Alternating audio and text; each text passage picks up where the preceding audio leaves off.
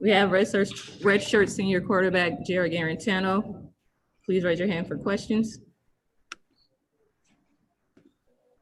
Okay, we'll start with David Ubben, then go to David Pascal, and then Patrick Brown. Jarrett, what was Georgia's defense doing today that was making it so difficult to move the ball consistently? I thought that they stopped the run pretty well the whole day.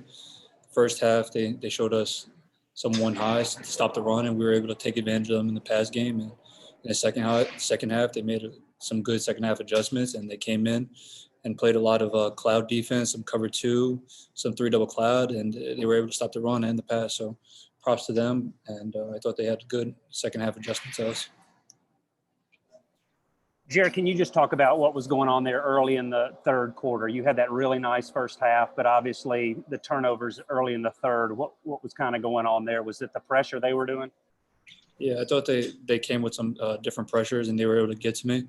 The one interception, the guy came free. I was supposed to be hot, and I went to go to my hot throw, and he wasn't there, and I got hit, and the ball sailed on me, and then some stuff in the pocket. I mean, I thought I had two hands on the football the whole day in the pocket, but they did a good job ripping it open and creating turnovers. So props to them.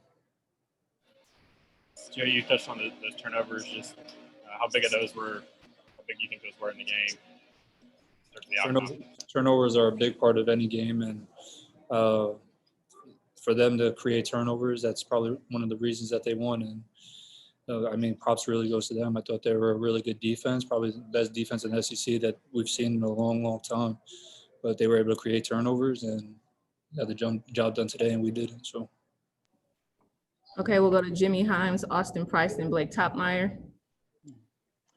Jared, we were talking to Josh Palmer earlier. He said he was convinced at halftime Tennessee would win. What was your mindset at halftime? Did you feel the same way?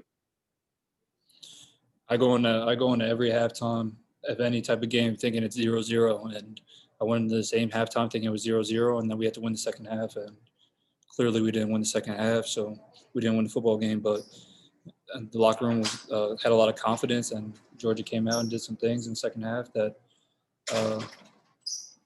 we weren't sure of, or that they just performed better than us, and that's all. Jarrett, were you surprised, by the lack of ability to drive the ball at all on Georgia? I mean, I think, they're until they're out there at the end of the game, y'all didn't cross midfield but one time driving the football. Could you have foreseen this coming in? No, I mean, I thought they had a good pass defense. I didn't think their rush defense was as good as they displayed today, but everybody knows how good Georgia's defense is. That's not a surprise. Every single person in this country that watches college football knows that they probably have the best defense in college football. We knew that too, and we knew that we had to execute, and we had to go into every single play and get the job done. And we stumbled a couple of times, and that's the reason for the loss. Jarrett, what are the emotions after a game like this where you guys are winning at halftime, had positioned yourselves to have a chance, and then the second half goes the way that it does? I mean, what's the emotions coming out of a game like that? I'm sick to my stomach.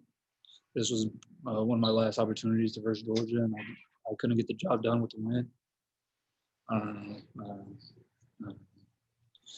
I wish I could get the win back and go into this game and fix the things, but game's over.